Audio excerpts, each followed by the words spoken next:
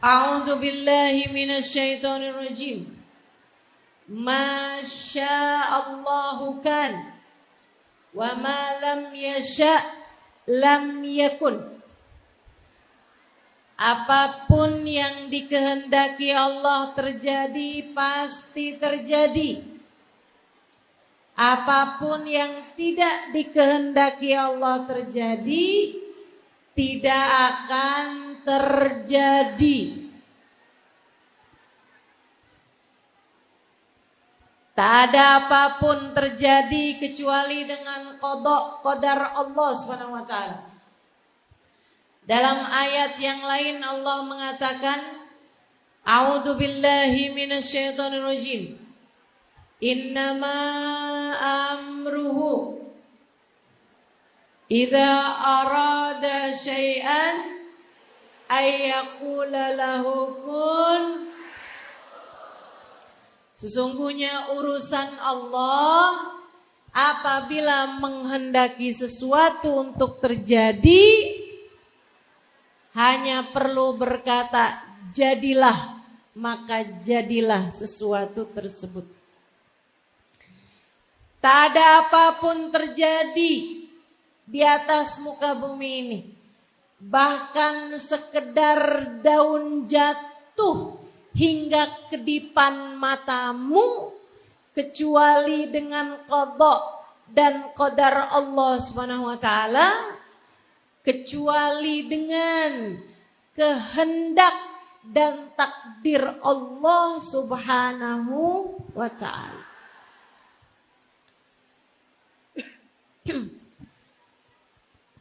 Apa takdir Allah buat saya pada hari ini? Takdir Allah pada saya hari ini, saya datang ke masjid Nur Sufana. Berjumpa denganmu.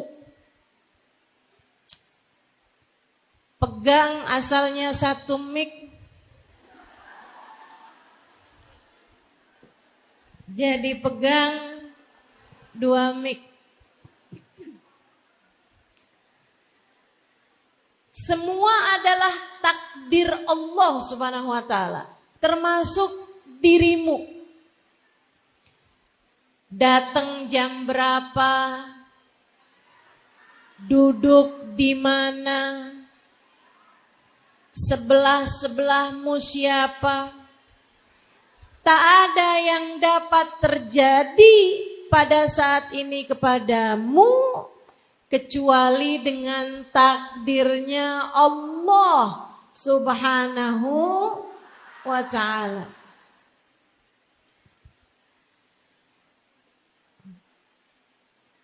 Semua orang menjalani takdirnya masing-masing.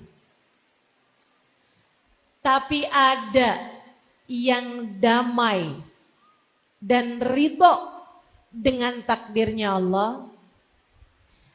Ada yang enggak bener jalanin takdirnya Allah, enggak ridho, enggak terima, ngeluh mulu, protes mulu.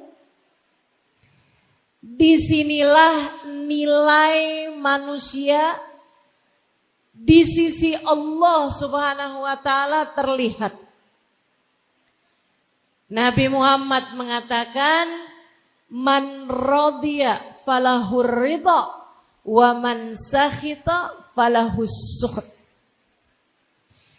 Siapa yang berdamai dan menerima takdirnya Allah Subhanahu wa taala, maka Allah akan menerima dan ridho kepadanya.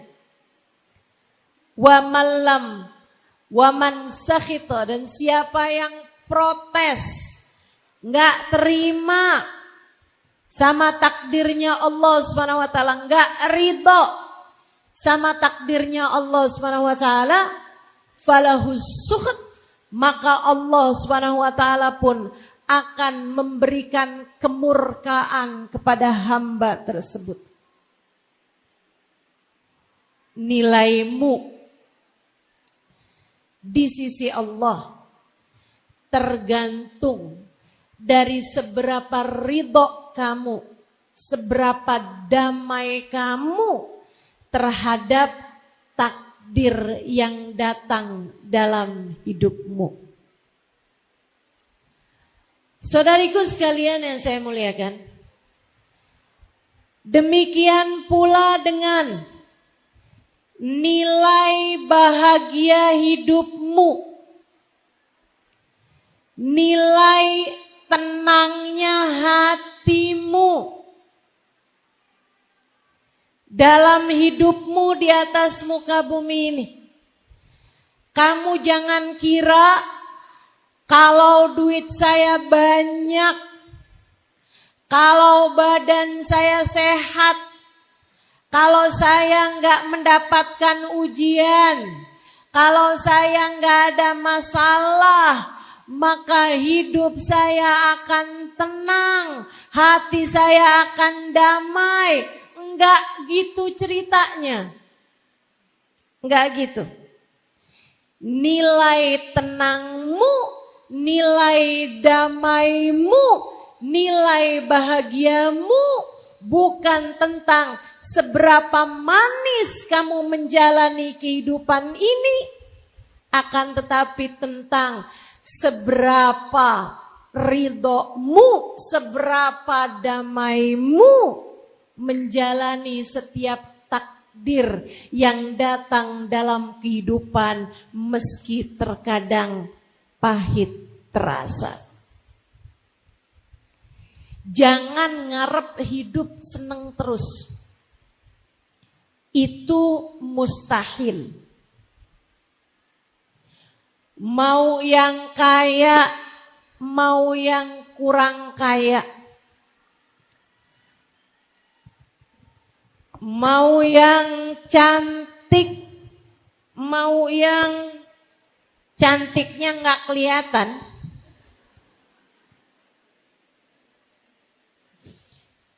mau yang jomblo, mau yang status menikah, mau yang janda, jandanya mau janda cerai, janda mati, bahkan yang anak-anak sekalipun, datangnya permasalahan dalam hidupmu adalah sebuah niscaya, pasti dialami oleh setiap manusia. Allah mengatakan dalam Qur'annya, A'udzu billahi minasyaitonir rajim. Walanabluwannakum bisyai'in minal khaufi wal ju' wa naqsin minal amwali wal anfusi wath thamarat fabasyiris sabirin. Walanabluwannakum, dan sungguh-sungguh pasti. Itu pakai lam taukid, pakai nun taukid. Yang belajar bahasa Arab ngerti yang saya maksudkan. Pakai double taukid. Taukid itu untuk menguatkan. Jadi artinya, dan sungguh-sungguh pasti kami akan beri ujian kepada setiap anak manusia, kepada kalian semua. Walanabluwannakum bisyai'.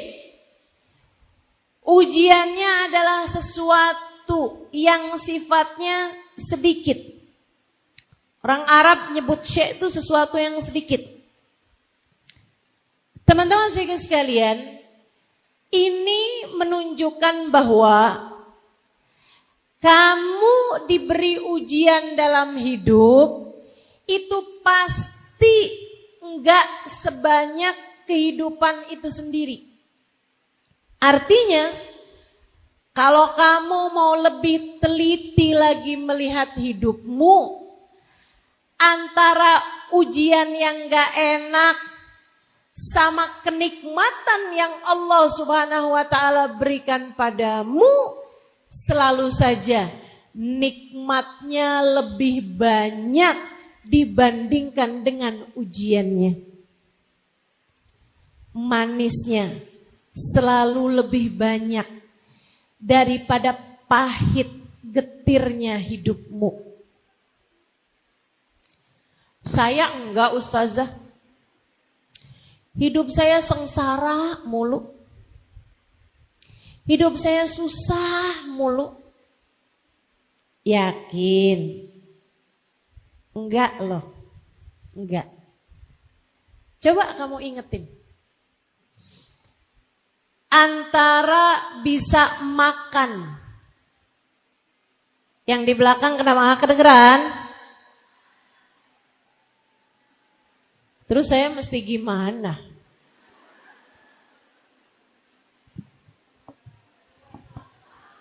Menurut kamu saya harus apa? Hah?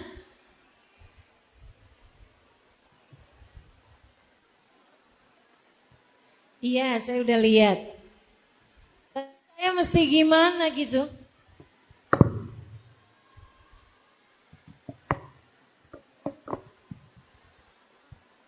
Allah. Itu yang ada kabelnya mungkin? Coba aja.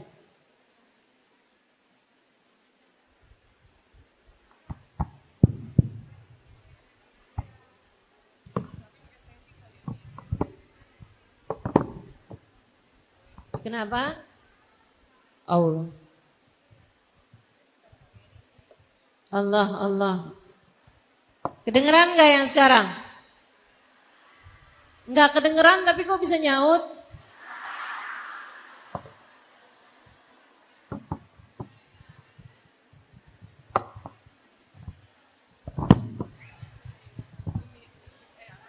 Allah.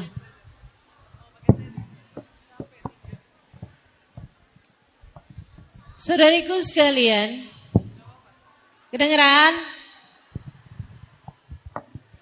Yang di atas aman? Oke. Oh enggak juga tuh katanya. Aman ya yang di atas ya. Berarti yang di luar ya.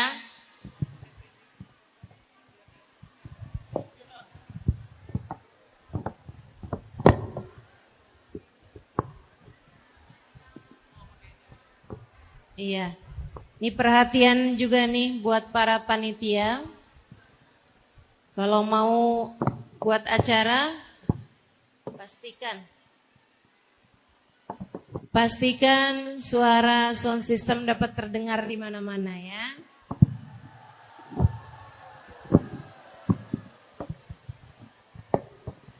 Saya gimana nih?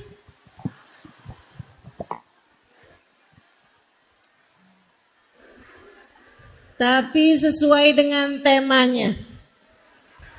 Kita harus berdamai dengan takdir.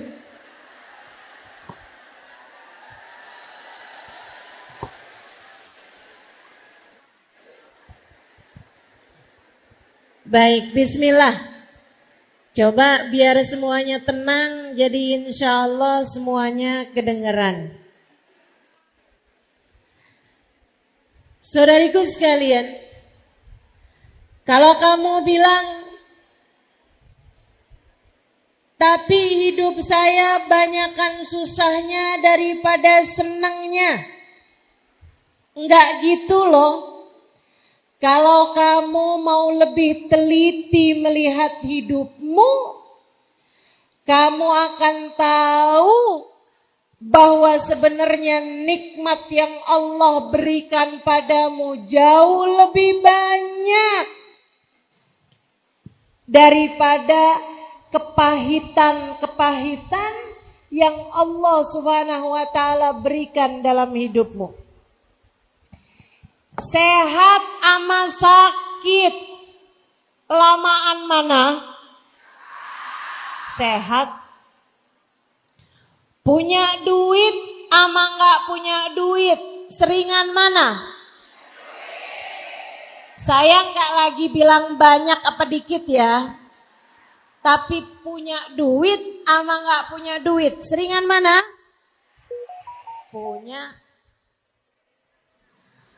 Apalagi kalau kamu bicara tentang dalam seumur hidupmu ini, pernahkah datang waktu di mana Allah tidak memberi kepadamu rezeki makanan? Pernah? Nggak pernah. Sehari semalam kamu nggak makan karena nggak ada makanan yang bisa kamu makan. Pernah? Nggak pernah. Saudaraku sekalian yang saya muliakan, Allah tidak pernah lupa memberikan kepadamu rezeki. Bagaimana mungkin kamu bisa berkata bahwa takdir Allah selalu pahit untukmu? Makanya kalau saya lihat-lihatin, orang yang ngerasa hidupnya sengsara, yang ngerasa hidupnya paling merana setanggerang, yang ngerasa hidupnya paling menderita, gak pernah ada enak-enaknya, itu seringkali bukan karena kenikmatan yang Allah beri terbatas, akan tetapi kurangnya syukur yang ada dalam hatimu, atau terbatasnya keridhaan di dalam hatimu terhadap takdir yang Allah Subhanahu wa taala berikan dalam hidupmu. Teman-teman saudaraku sekalian yang saya muliakan, jadi masalahnya bukan takdirnya yang kita minta selalu manis dalam hidup kita. Bukan. Sebab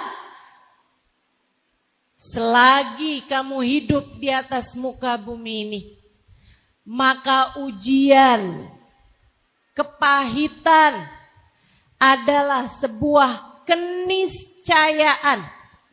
Sebagai manusia, kamu pasti akan diuji.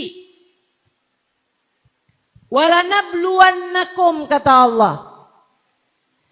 Kami pasti akan memberikan ujian kepada kalian semuanya. Bisyai'in, dengan sesuatu yang sedikit. Ujian pasti lebih sedikit daripada kenikmatan. Berupa apa aja ujiannya ya Allah? Minal khauf, rasa cemas, rasa khawatir, galau, gelisah, takut, gundah. Bisyai'im minal khauf wal ju', ujian berupa rasa lapar, berupa enggak adanya makanan. Wa naqsin minal amwal, dikurangi hartanya. Wal anfus, dikurangi manusianya.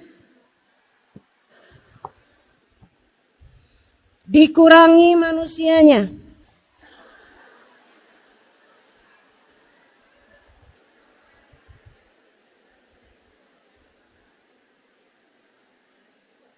Allah.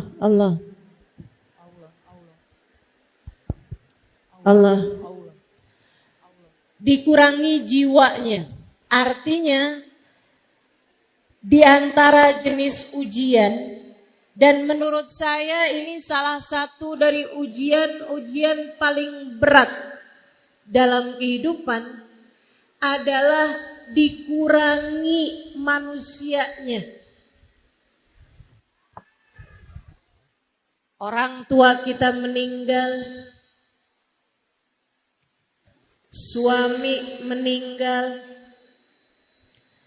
bahkan yang paling menyedihkan, anak meninggal, saudara meninggal, guru meninggal. Dikurangi jiwa atau manusia yang kita sayangi. Ujian berat datang dalam kehidupan kita. Tapi kalau nggak ada kematian, buminya nggak muat. Betul? Ustazah, kenapa harus ada kematian si Ustazah hidup di dunia? Kan sedih. Saya ditinggal ibu saya, ditinggal suami saya. Kenapa harus ada kematian? Ya biar buminya muat. Gantian. Kalau yang hidup nggak mati, kan nggak muat buminya. Lagian, kalau udah tua kamu nggak mati-mati, bosen juga loh.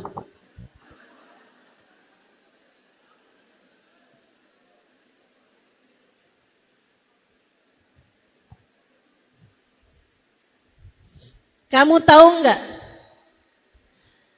Banyak orang-orang yang sudah sangat tua itu nggak lagi minta panjang umur.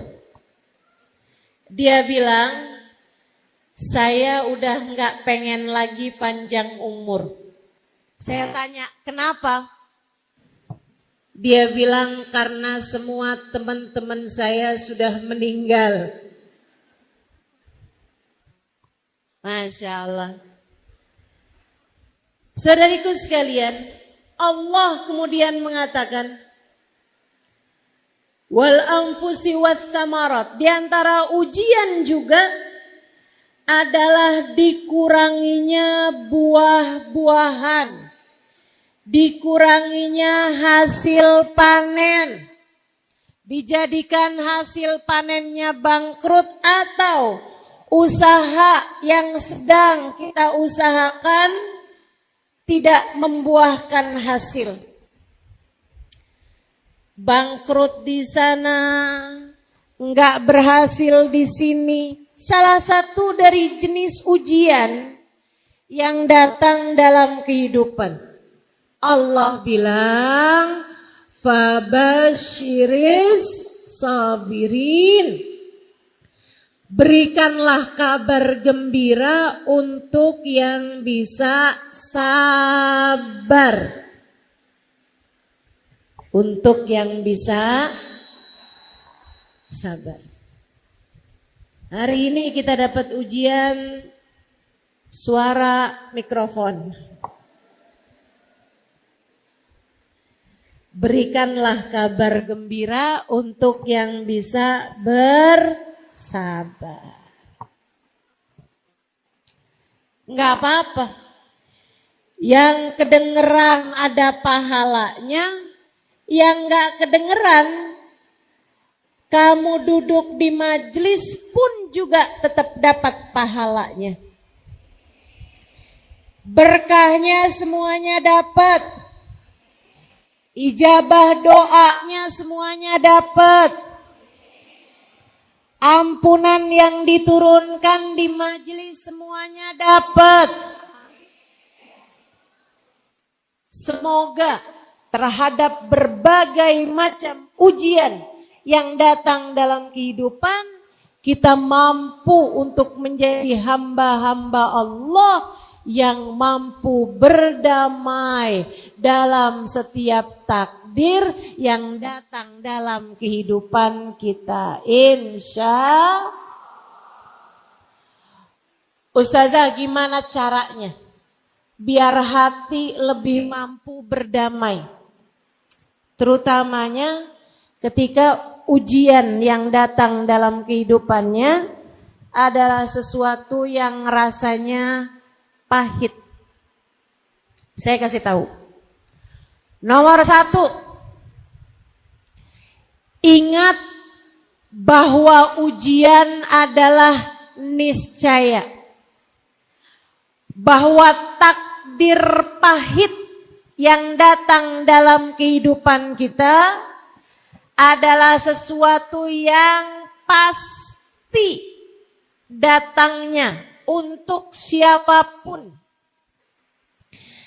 Kamu kalau ngeliatin orang, terus kamu pikir, wah dia mah hidupnya enak ya.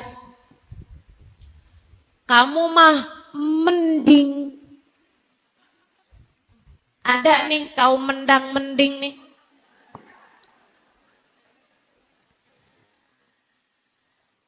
Saudariku sekalian, kalau kamu lihat orang yang menurut kamu kayak hidupnya seneng aja terus gitu. Kayaknya dia tuh gak pernah diuji ya. Kayaknya dia tuh orangnya bahagia aja gitu. Dia pastilah salah satu dari dua orang. Yang pertama, orang yang pandai menyembunyikan luka. Dia pinter aja berpura-pura. Di depan orang kelihatannya kayak iya gitu. Padahal kalau di luar itu sebenarnya enggak gitu. Dia pura-pura aja. Pura-pura tersenyum meskipun hatinya terluka. Bisa begitu? Itu satu gitu ya. Ini bukan pertanyaan. Enggak usah dijawab. Maksud saya kalau ketemu kamu sama orang, kemudian kamu mikir, katanya hidup semua diuji, tapi kok dia seneng aja ya?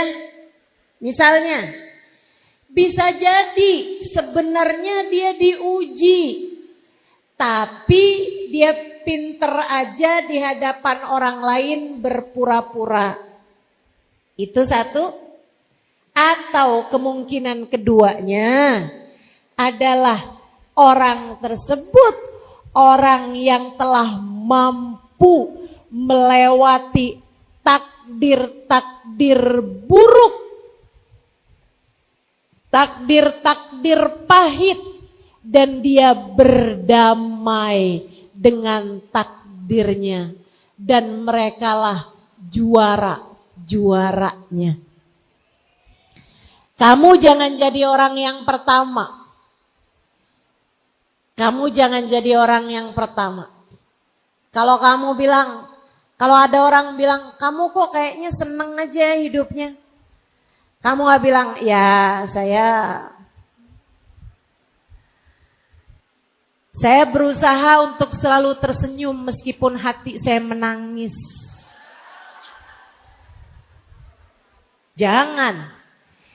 Jangan jadi yang nomor ini. Kamu harus jadi orang yang di atas itu. Yaitu orang-orang yang mampu berdamai dengan takdir. Sehingga mampu melewatinya dengan cara yang terbaiknya.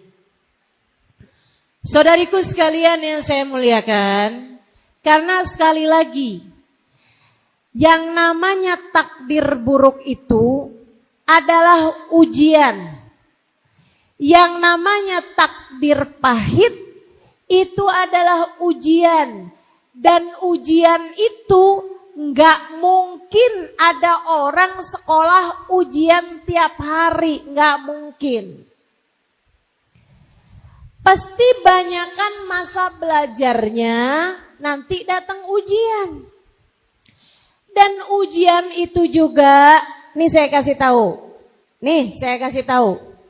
Bu, ujian itu mestinya ganti-ganti. Kalau kamu ngerasa ujian kamu sama terus-terusan, artinya kamu adalah orang yang kena remedial.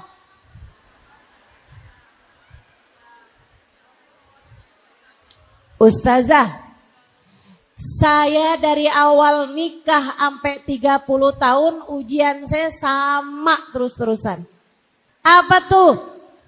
Suami yang suka main perempuan. Bu, kalau kamu ngerasa kok ujian saya sama terus-terusan, artinya kamu melewati ujiannya dengan hasil yang kurang memuaskan. Artinya di sisi Allah kamu belum lewat. Artinya di sisi Allah kamu masih harus mengulang. Sebab mestinya ujian tuh ganti-ganti. Halo? Jadi jangan sok-sokan merasa saya kok diuji terus-terusan ya, dan ujian saya kok sama terus-terusan.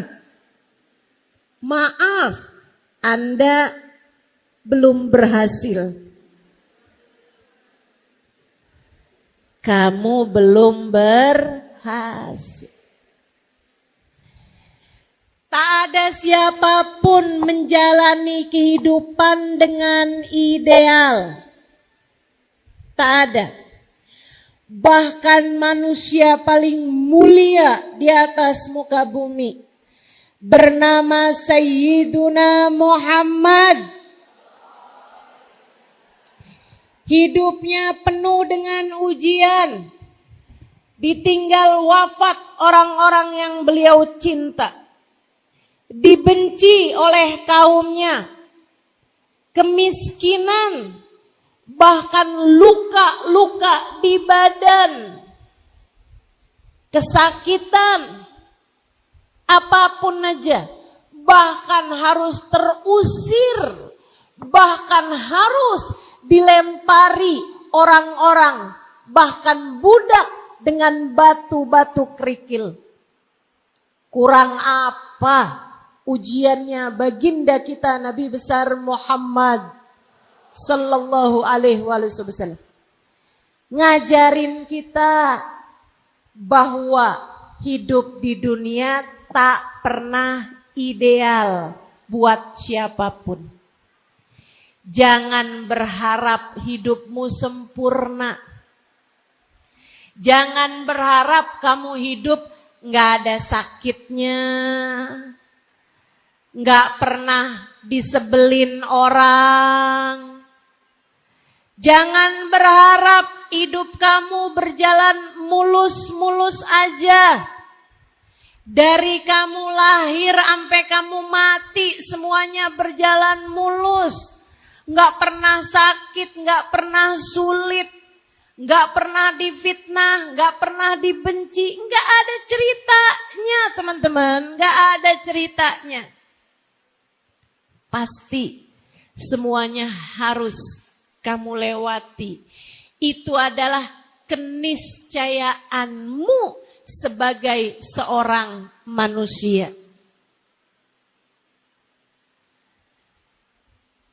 Enggak apa-apa.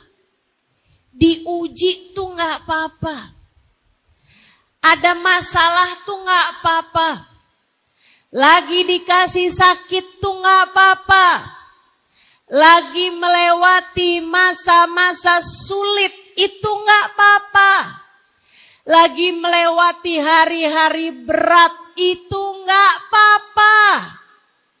Kamu hanya perlu melewatinya dengan cara yang paling Allah ridhoi, dengan cara yang paling Allah inginkan, hingga kamu bisa lewat dan kamu keluar dari badai ujian tersebut sebagai seorang pemenang.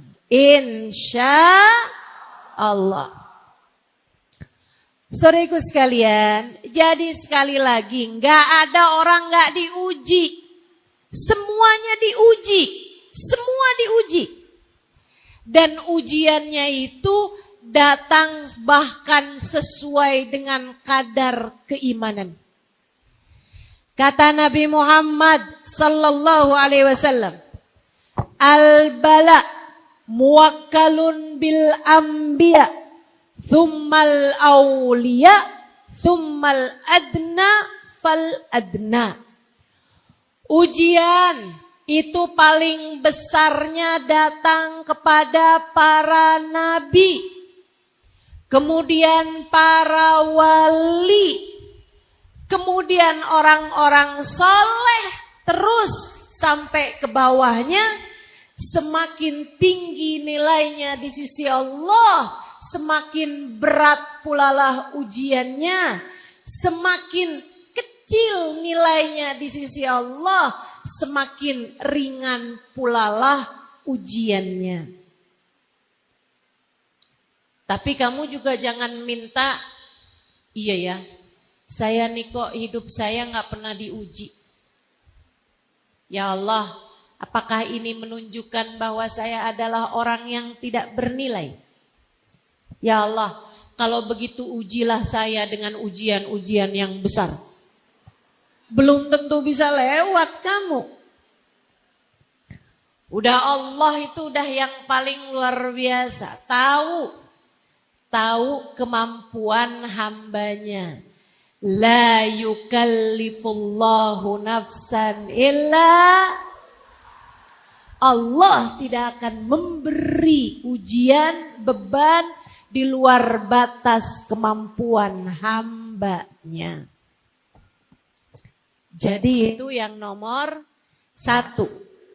Ingat, semua diuji. Ingat, tak ada hidup yang ideal. Semua pasti melewati masa-masa takdir yang pahit dalam kehidupan. Kemudian yang kedua, ingat, apapun yang Allah beri adalah yang terbaik. Kamu gak ngerti, tapi Allah ngerti. Kamu gak paham, tapi Allah paham. Kamu tidak cukup pandai, tapi Allah lah yang maha bijaksana.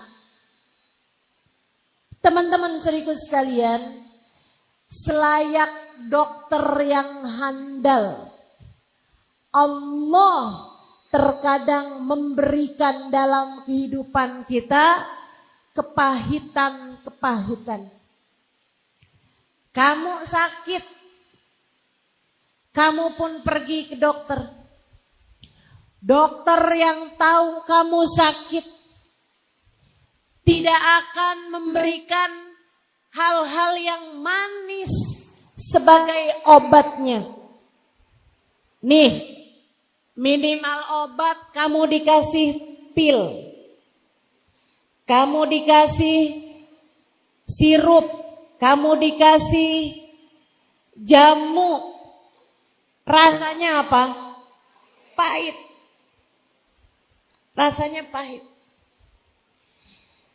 Kamu gak bisa bilang, ya Allah, mengapa engkau begitu kejam memberikan kepadaku kepahitan-kepahitan dalam kehidupan.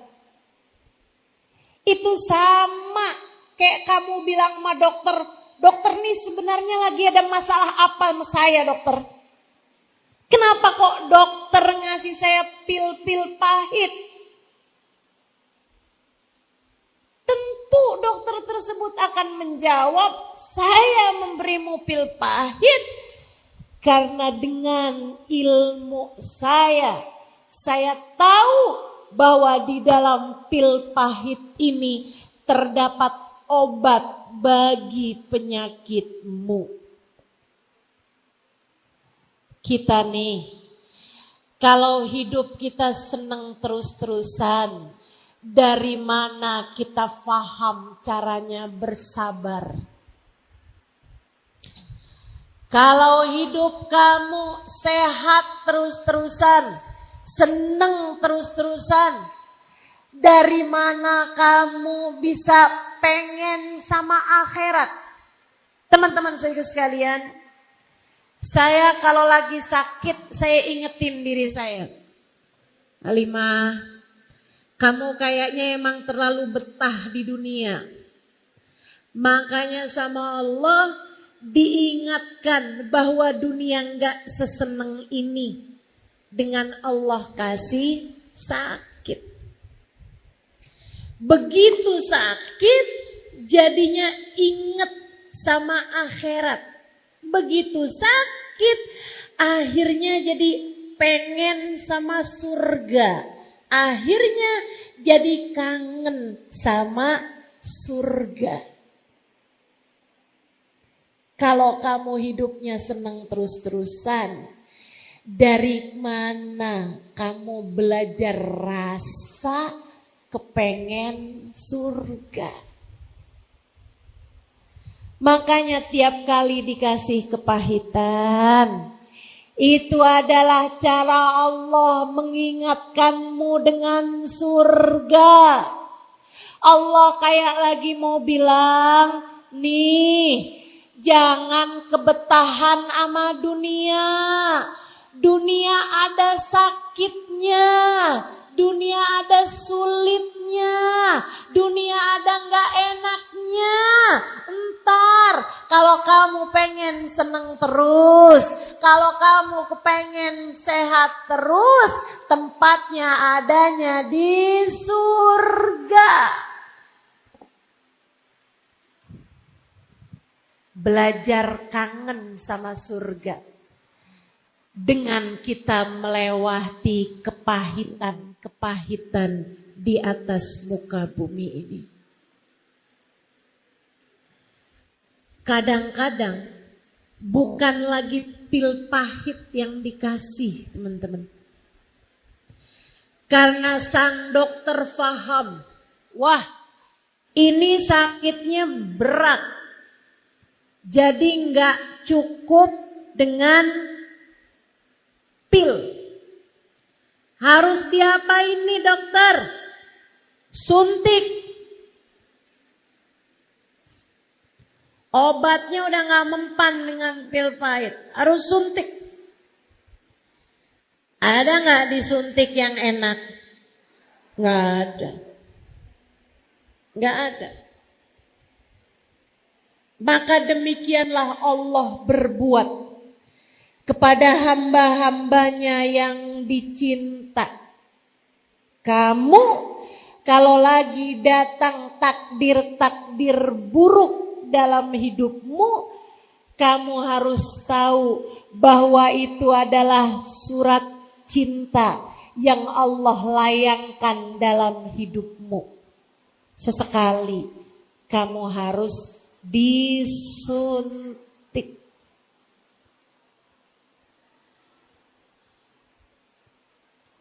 Kebaca pesan di HP. Sayang, bulan ini sudah ditransfer. Masalahnya itu adalah HP suami.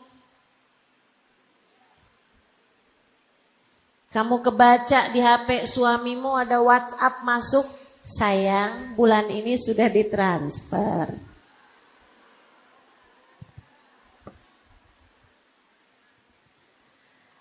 Rasanya kayak hati disengat sama binatang berbisa.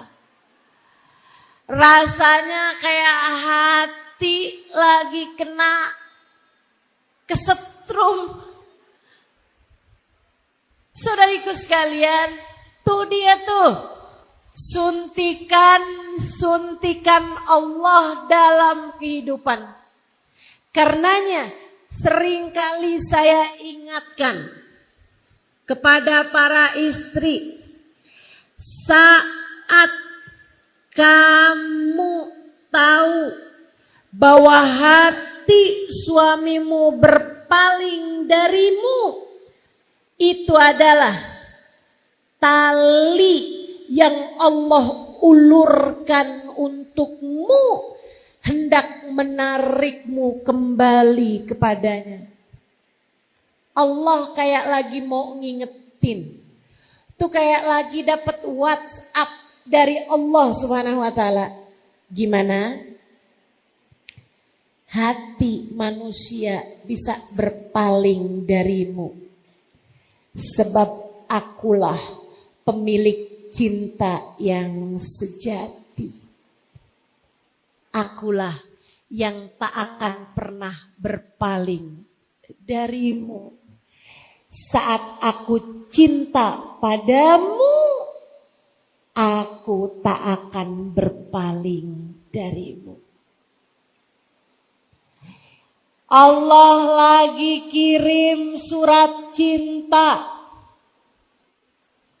Berbunyi, liatin.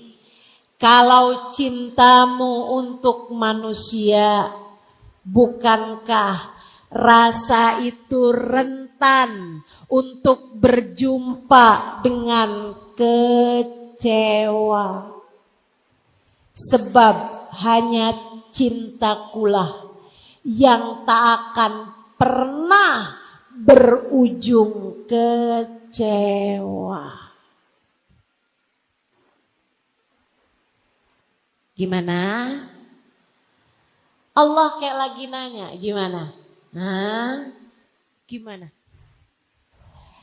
Kalau di dunia orang mencintaimu, kamu mencintainya, tak pernah dikecewakan dengan rasa yang bernama cinta, bagaimana kamu bisa belajar bahwa yang semestinya kamu cintai lebih daripada siapapun dan apapun adalah Allah Subhanahu wa taala, Jalla Jalaluhu wa ta'ala azamatuh.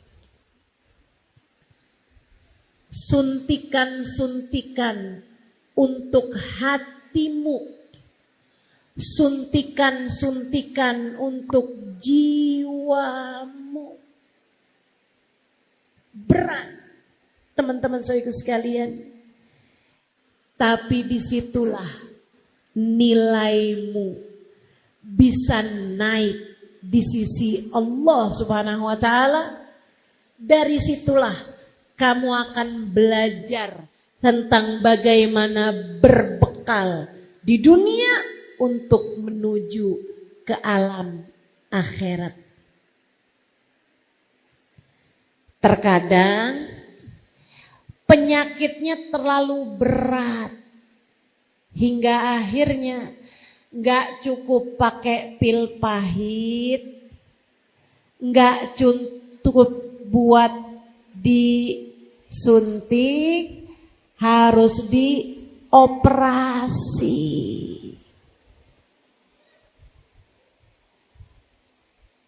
Lama waktunya, lama pula masa pulihnya, harus turun mesin, kan begitu? Harus disayat-sayat, dibuka-buka, dijahit-jahit. Masya Allah, Masya Allah. Saudariku sekalian yang saya muliakan, demikian dalam kehidupan.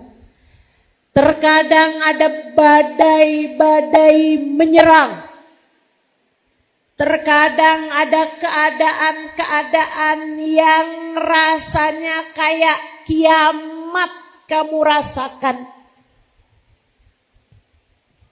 Terkadang ada hal-hal yang begitu berat kamu jalani dalam kehidupan. Saudariku sekalian yang saya muliakan, itulah cara Allah Subhanahu wa ta'ala membuatmu berhasil melewati berbagai macam ujian dalam kehidupan di atas muka bumi ini. Kamu kalau berhasil melewati masa-masa paling gelap dalam hidupmu, masa-masa paling kelabu dalam dirimu, badai-badai besar dalam hidupmu, kamu akan keluar sebagai para pemenang. Semua orang-orang besar yang saya kenal melewati hal-hal berat dalam kehidupan mereka. Ya, sebab hanya badai-badai besar yang akan melahirkan pelayar-pelayar tangguh. Guru saya Sayyidil Habib Umar bin Hafid, di usia 10 tahun ayahnya diculik. Hingga berpuluh tahun sesudahnya mereka nggak tahu di mana makam ayahnya berada. Dalam kurun waktu 10-20 tahun mereka bahkan nggak tahu apakah ayahnya masih hidup di dunia ataukah sudah kembali kepada Allah Subhanahu wa taala. Ujian besar dalam kehidupan. Saudariku sekalian yang saya muliakan, yang berada dalam masa-masa konflik, tinggal di negara-negara yang dijajah, seperti Palestina sekarang. Mereka adalah orang-orang yang oleh Allah Subhanahu wa taala sedang dijadikan hamba-hamba tercinta di sisi Allah yang harus melewati badai dalam kehidupan. Mereka akan keluar sebagai pemenang-pemenang. Warga Aceh saat kena tsunami, banyak di antara mereka yang Allah haruskan melewati badai kehidupan. Kamu dalam hidupmu terkadang ada yang harus melewati badai dalam kehidupan. Saya nggak tahu, tapi saya rasa mungkin ada sebagian darimu yang saat ini sedang berada dalam badai kehidupan. Tetaplah bertahan. Cobalah berdamai. Rasakanlah kasih sayang Allah dalam dirimu itu. Saudariku sekalian, tahun lalu di bulan-bulan seperti ini saya sedang melewati hari-hari berat. Oleh Allah Subhanahu wa taala saya diberi rasa sakit yang luar biasa sakitnya. Bantalan tulang belakang saya pecah. Dan itu adalah tulang belakang yang kaitannya dengan semua saraf-sarafnya kaki. Sehingga kalau teman-teman ada yang ingat, tahun lalu beberapa majelis harus saya datangi dengan kursi roda. Bukan mau gegayaan. Lagi ngapain juga gegayaan pakai kursi roda. Sebagian majelis sampai dengan bulan-bulan lalu harus saya datangi dengan tongkat yang memang jadi sandaran bagi saya pada masa-masa berbulan sesudah saya melewatinya. Saudaraku sekalian, saya belajar banyak dari masa-masa sakit tersebut. yang utamanya adalah saya menjadi lebih faham dan mengimani firman Allah Subhanahu wa taala yang terdengar sangat romantis. A'udzu billahi minasyaitonir rajim. Wa nahnu aqrabu ilaihi min hablil warid. Dan aku lebih dekat dengan hambaku daripada dia dengan detak nadinya sendiri. Saya di masa-masa sakit merasakan indahnya kedekatan dengan Allah Subhanahu wa taala yang bahkan tidak saya rasakan di masa-masa sebelum itu. Saya bisa bersama dengan seseorang, suami saya misalnya, di jarak yang hanya beberapa senti dari diri saya. Saya tahu dia sayang sama saya. Akan tetapi tidak ada yang dapat dia lakukan apapun. Dia tidak merasakan apa yang saya rasakan dan tidak dapat melakukan apapun untuk diri saya. Dia bisa tidur di waktu malam. Sementara saya, jangankan tidur, sekedar untuk mengistirahatkan pikiran, membuat saya lupa terhadap sakit yang sedang saya alami. Saya tidak dapat melakukannya. Membuat saya paham bahwa bahkan diri saya sendiri saja tidak seberapa dekat dengan saya. Tak ada yang dapat saya lakukan untuk saya. Tak ada yang dapat berbuat apapun untuk saya selain Sang Pencipta saya, Allah Subhanahu wa ta'ala. Seolah Allah selalu berkata kepada saya, gimana Halimah? Gimana rasanya? Sakit? Akulah yang membuatmu sakit.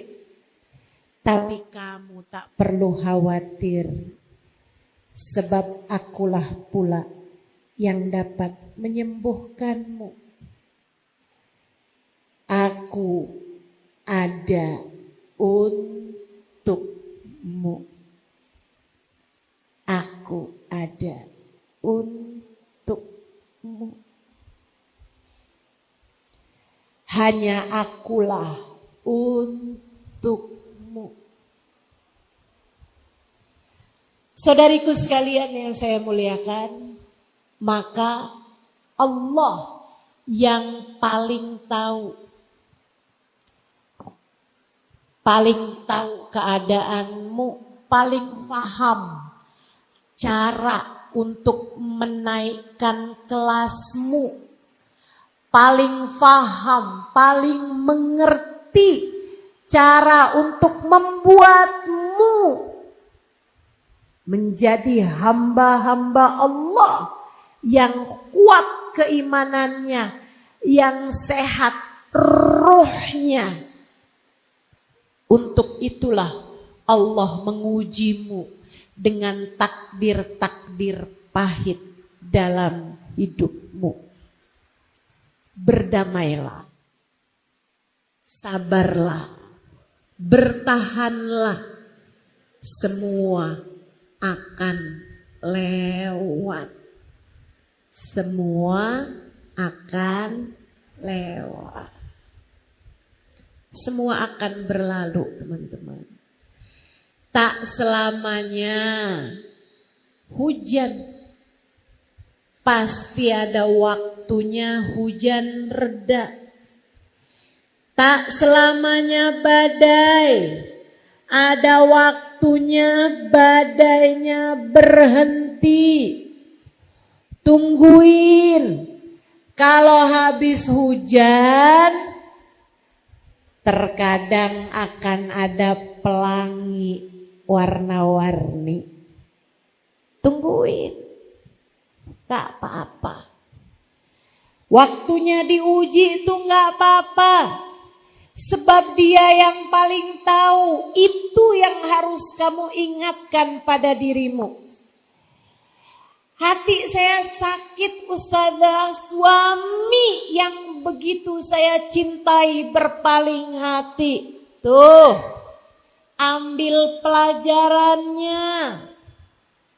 Rupanya kamu terlalu mencintai makhluk sehingga Allah harus mengujimu dengan rasa bernama kecewa untuk mengingatkanmu bahwa cinta Allah lah yang hakiki, cinta Allah lah yang sejati.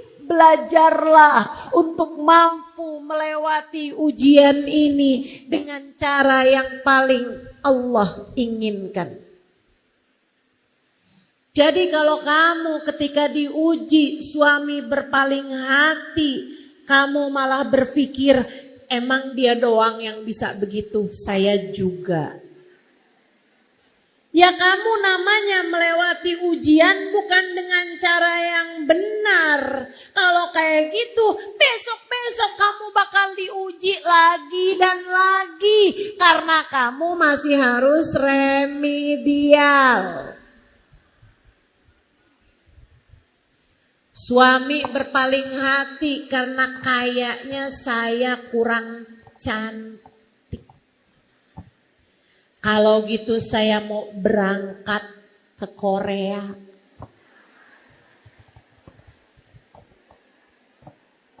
Saya mau mancungin hidung.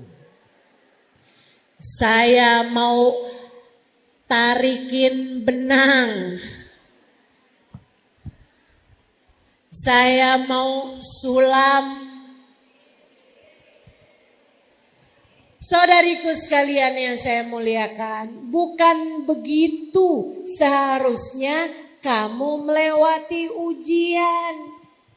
Kalau kamu jawabnya salah, ya kan harus terus-terusan ngulang. Lewati dengan cara yang terbaik. Bangunlah lebih awal di waktu malam. Sholatlah tahajud. Katakan kepadanya, ya Allah, maafkan hati hambamu yang mencintai makhlukmu lebih daripada cintaku padamu. Ya Allah, kembalikan hatiku padamu. Jangan biarkan hati ini mencintai sesiapapun lebih daripada cintaku padamu. Ya Allah, jika hati seseorang berpaling dariku saja begitu sakitnya, ya Allah, Engkau jangan pernah tinggalkan aku.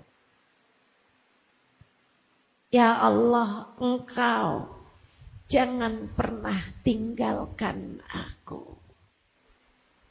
Insya Allah. Jadi cara berdamai dengan takdir. Satu, pahami hidup tempatnya ujian. Tak ada sesiapapun yang hidup di atas muka bumi tanpa diuji. Yang kedua, pahami apapun yang Allah tetapkan adalah yang terbaik.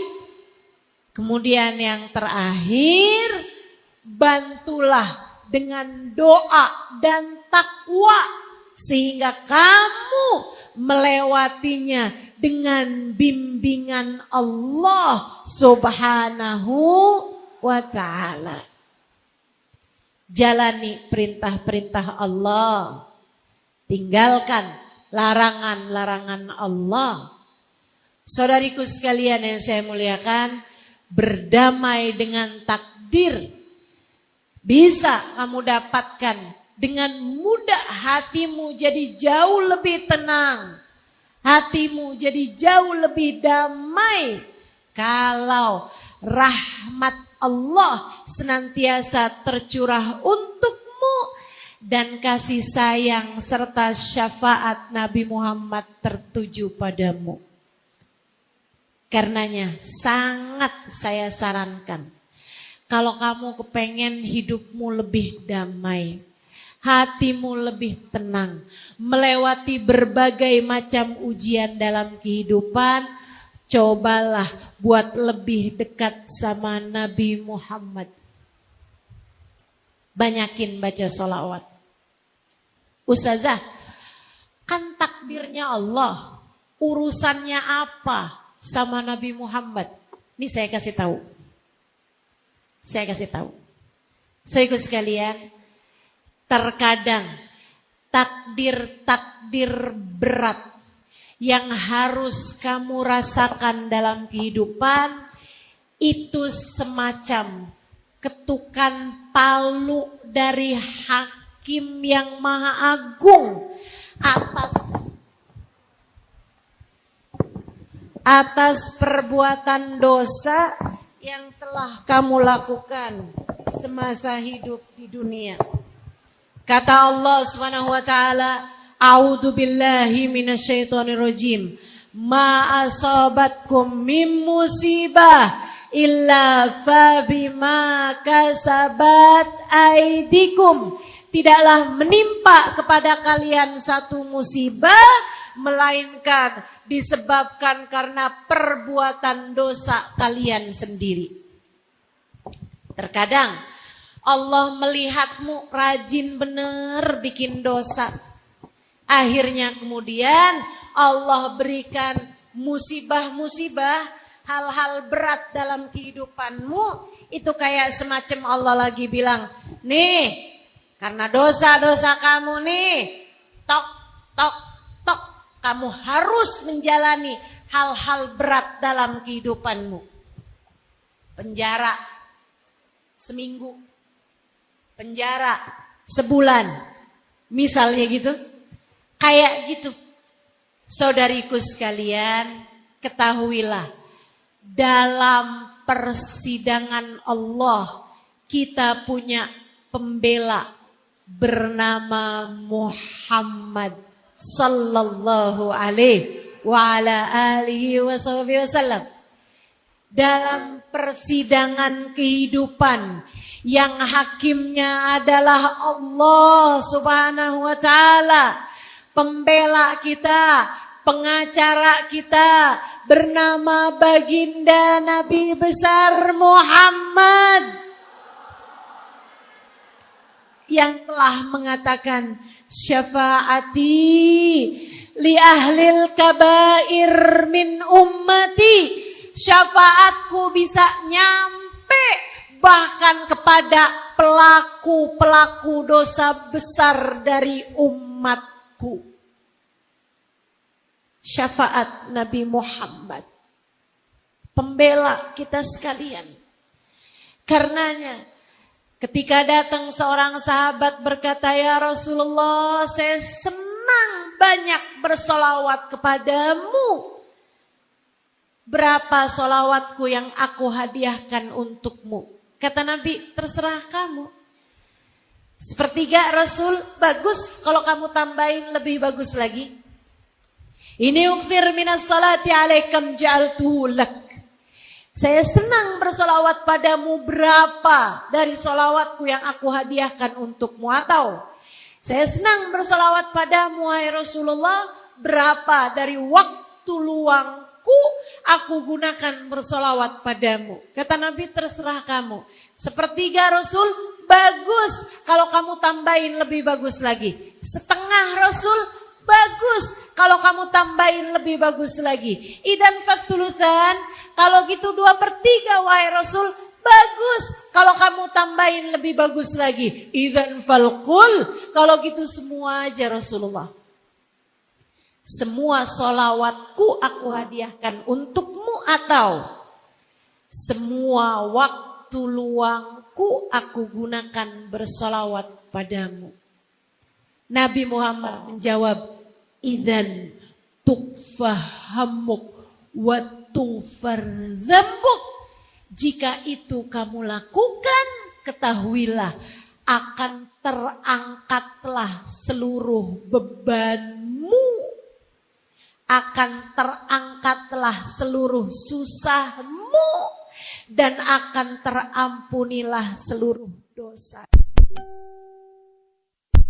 Sebab Nabi Muhammad adalah pengacara paling handal bagi kita umatnya.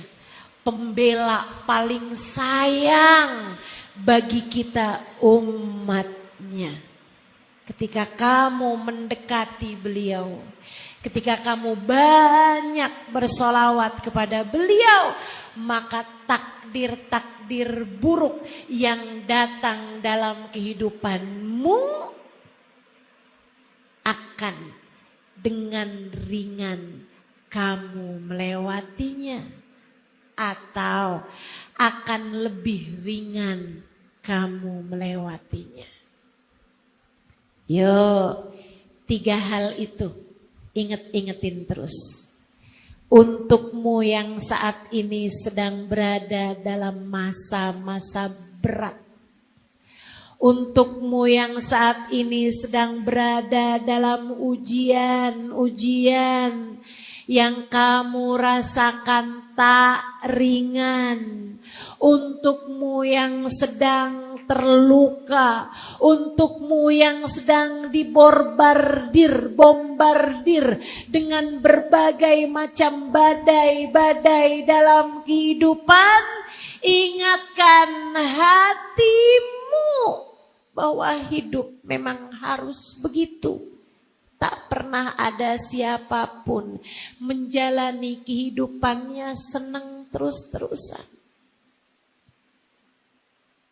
Dan ingatlah bahwa ujian yang datang dalam hidupmu adalah cara Allah untuk menaikkan derajatmu. Cara Allah untuk menyembuhkanmu dari berbagai penyakit yang datang dalam keimananmu, untuk menjadikan imanmu lebih kuat,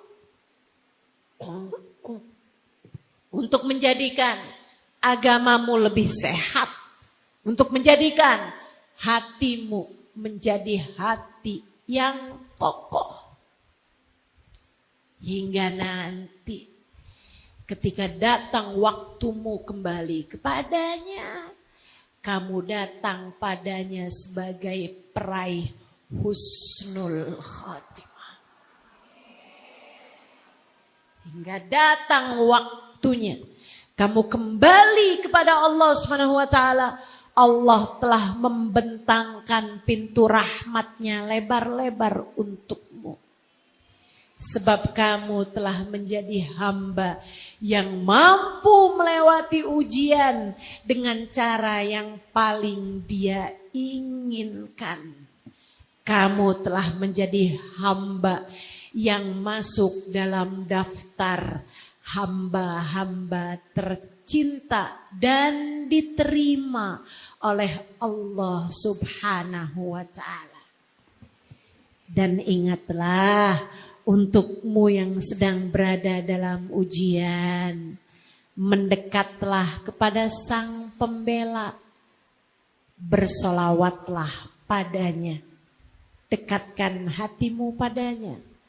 Dia tak akan membiarkanmu melewati badai ujian sendirian. Dia akan membelamu. Dia akan menolongmu dengan syafaatnya. Tengadah tangannya membuatmu lebih ringan. melewati berbagai ujian dalam kehidupan.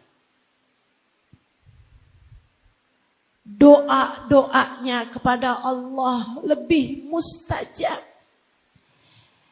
Maka jadilah kamu sebagai seseorang yang ada namanya dalam tengadah tangannya. Dengan cara jadikan namanya selalu ada dalam lisanmu. Dengan kamu rajin bersolawat padanya. 3 hal itu kalau kamu ingat. 3 hal itu kalau terus-terusan ada dalam dirimu.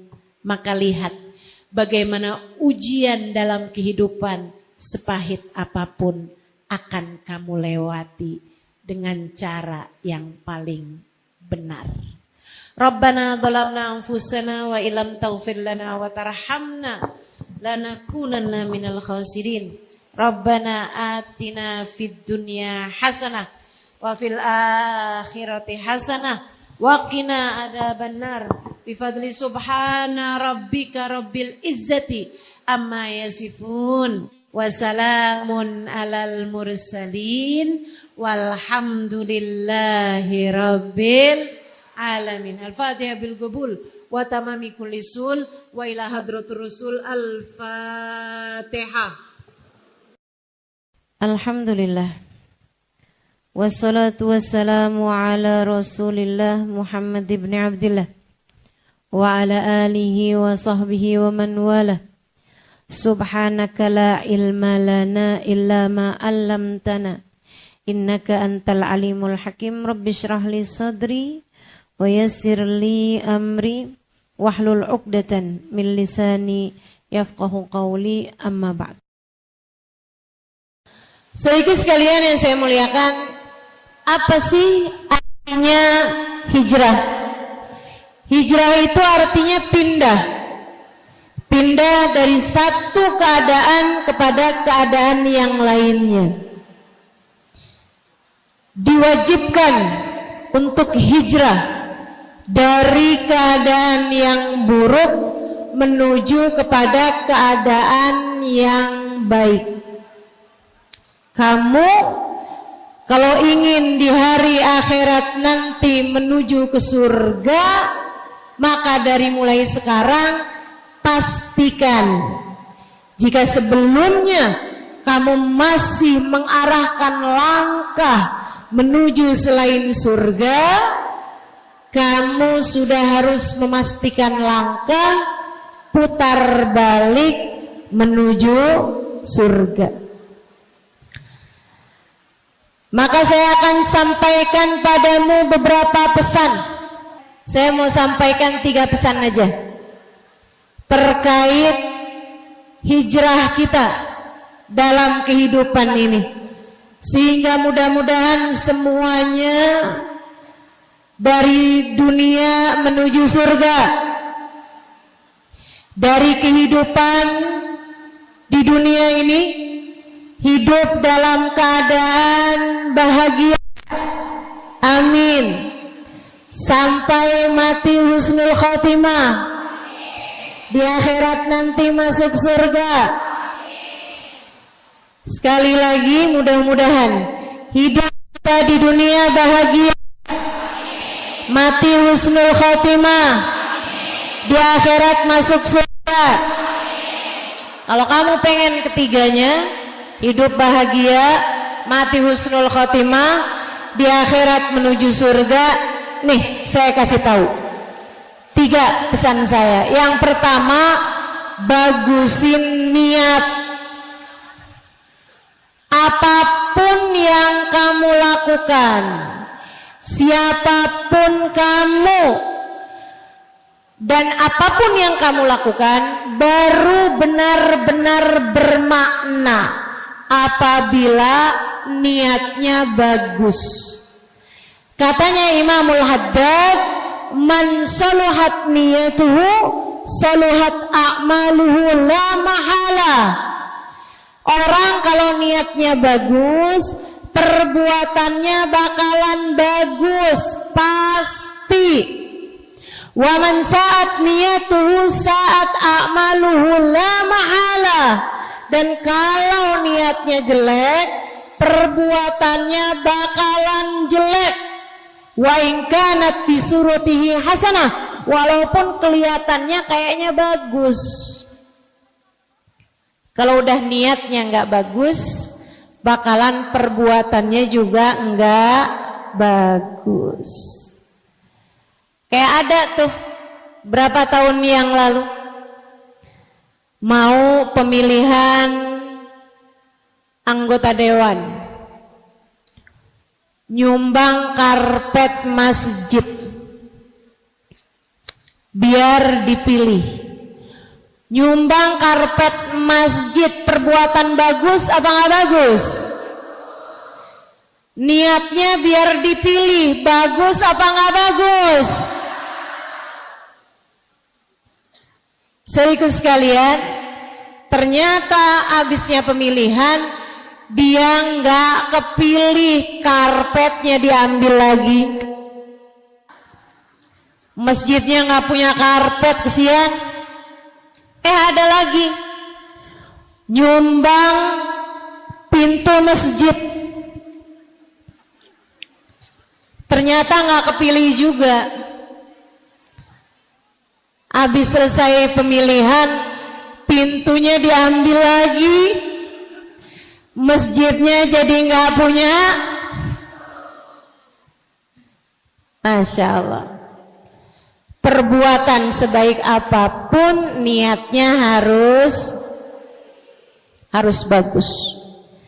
Kamu di rumah biasakan punya niatan-niatan yang bagus. Ibu biasa masakin buat anaknya kan? Kalau masak niatnya yang bagus, Bu. Dan jangan lupa niat. Jangan asal masak aja.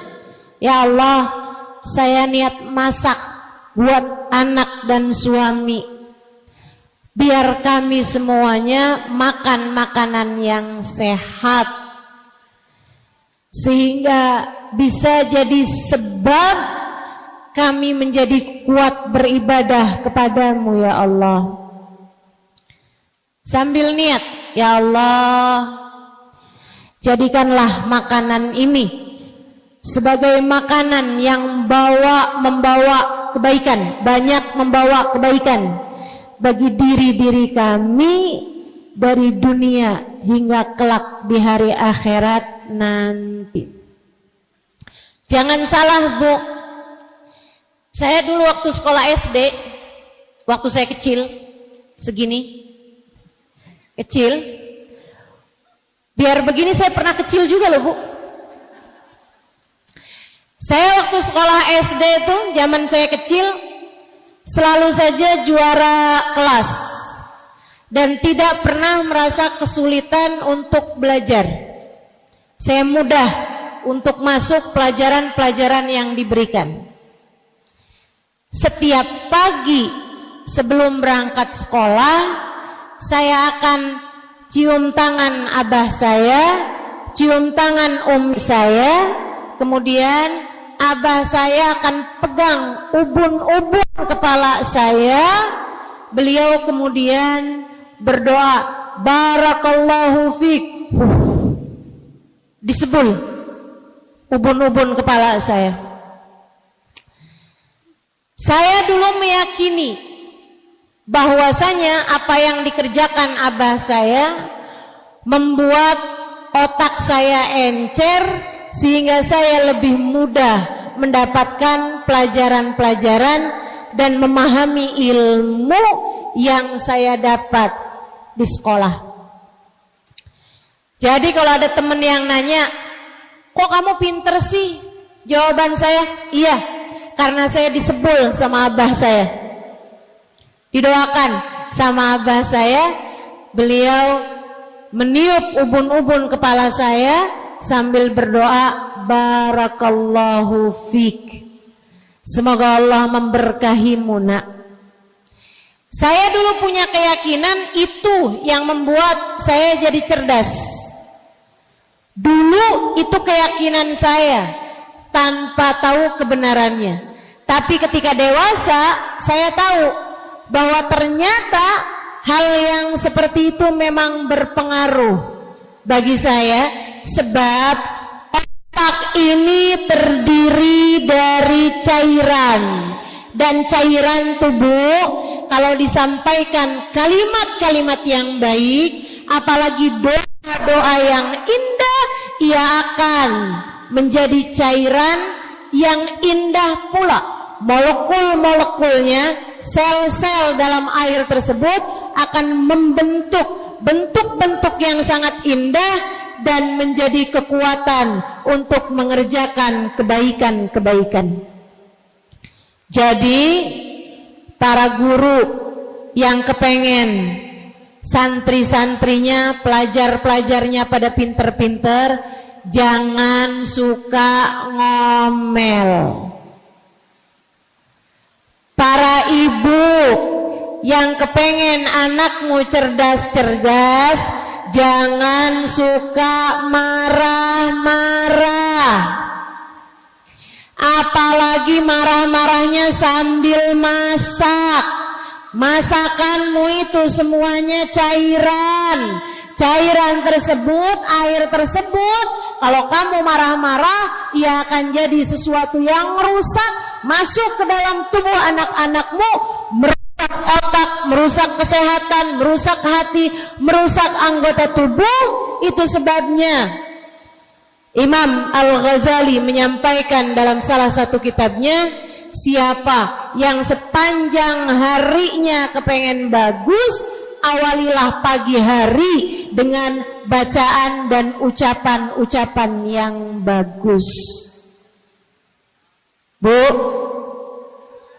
jadi kalau lagi masak, niatnya yang bagus, baca doa dan harapan-harapan yang bagus, insya. Ibu-ibu sekalian, saya jarang nyikat kamar mandi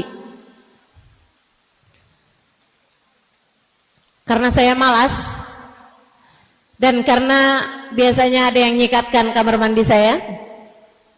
Tapi kalau saya sedang nyikat kamar mandi, saya akan nyikat kamar mandi sekaligus dengan niatan-niatan. Saya bilang, ya Allah, saya hanya bisa membersihkan kamar mandi. Yang bisa membersihkan hati saya hanya Engkau yang dapat melakukannya. Ya Allah, saya hanya bisa membersihkan dinding-dinding kamar mandi, lantai-lantai kamar mandi, toilet-toiletnya. Tapi yang dapat membersihkan saya dari dosa-dosa hanya Engkau ya Allah yang dapat melakukannya. Kamar mandi kalau nggak digosok, kalau nggak dibersihkan, begitu menjijikkan. Demikian pula dengan hati kita, jiwa kita, kalau tidak mendapatkan ampunan dari Allah, hati kita dapat menjadi tempat yang begitu menjijikkan juga. Jangan sampai hatimu menjadi tempat yang menjijikkan. Bu, sambil nyapu niatnya yang bagus. Ya Allah, saya sapu ruangan rumah saya. Sapukanlah pikiran-pikiran kotor dari pikiran saya. Sapukanlah sampah-sampah yang memenuhi ruang hati saya.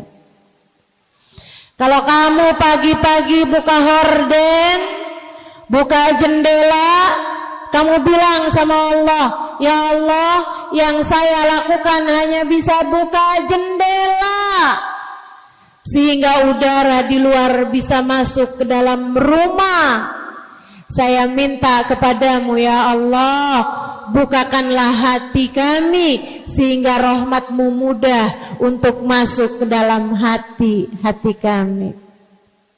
Niat dengan niat-niat yang bagus.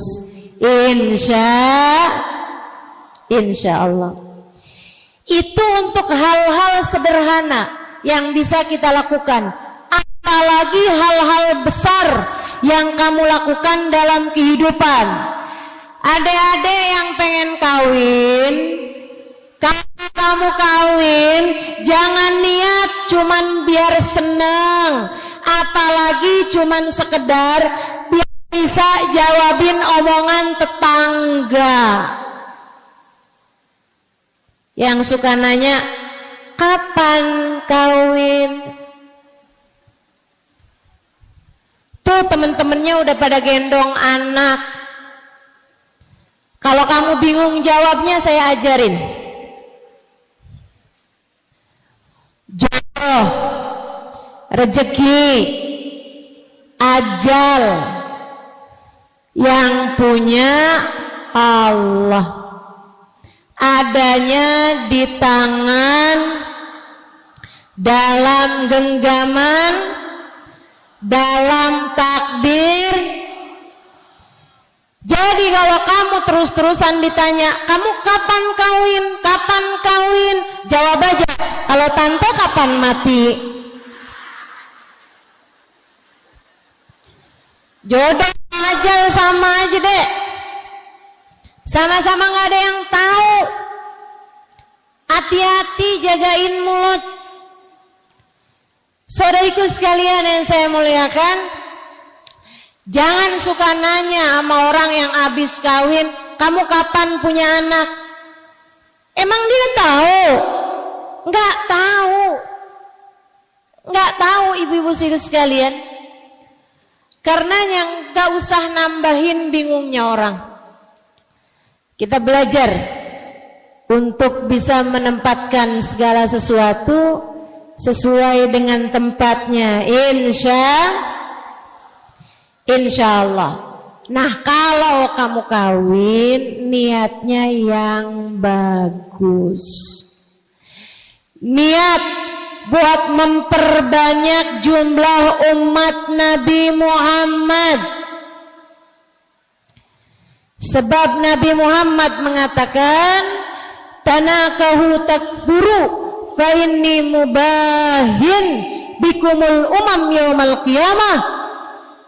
Menikahlah kalian dan milikilah anak yang banyak, sebab aku akan berbangga dengan banyaknya umatku di akhirat nanti.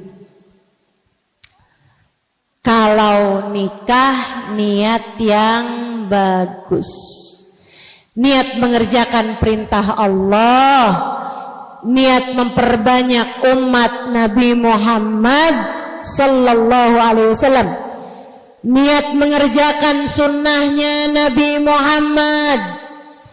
An-nikahu sunnati faman raghiba an sunnati falaysa minni. Nikah adalah bagian dari sunnahku.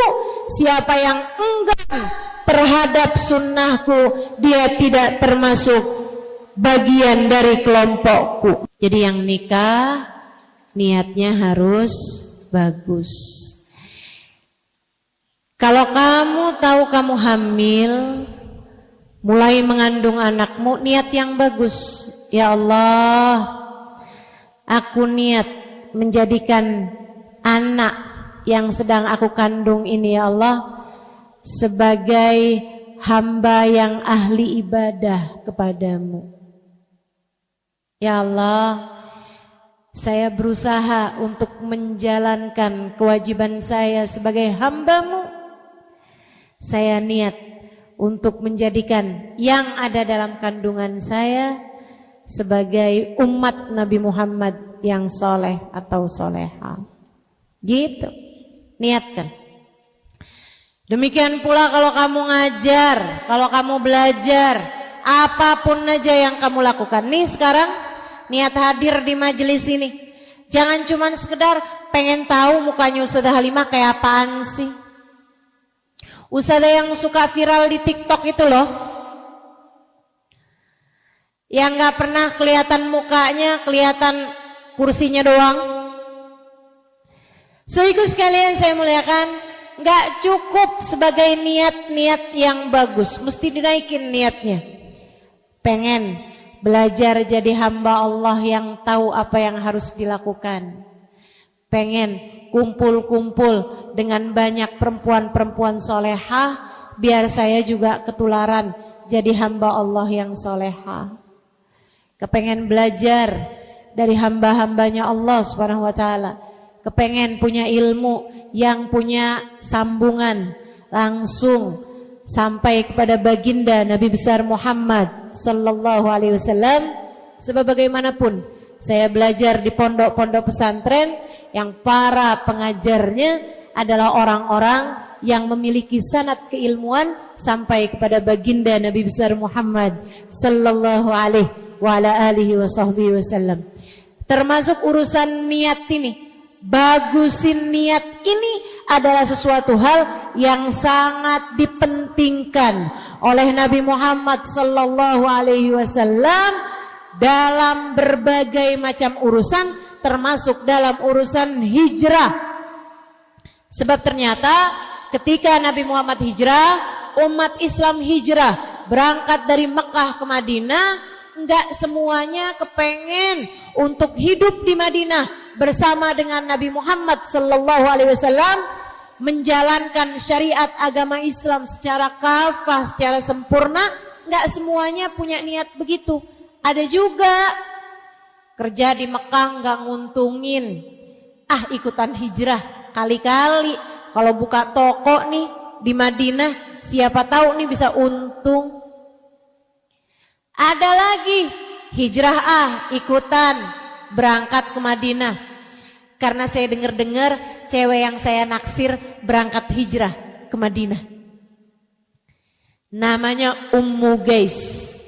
Dia pun kemudian berangkat bukan karena kepengen sama Nabi Muhammad, tinggal bersama dengan Nabi Muhammad di Madinah, menjalankan agama Islam dengan sempurna bersama dengan orang yang diturunkan kepadanya Al-Quran, yaitu baginda Nabi Muhammad alaihissalam, yang diturunkan ajaran Islam, yaitu Nabi Muhammad alaihissalam. Akan tetapi dia kepengen bisa menikahi perempuan bernama Ummu Gais.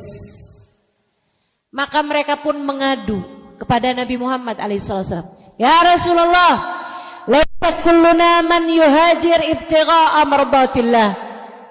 Wahai Rasul, enggak semuanya kami yang hijrah ini karena kepengen ridhonya Allah atau karena kepengen untuk bisa hidup denganmu, wahai Rasulullah.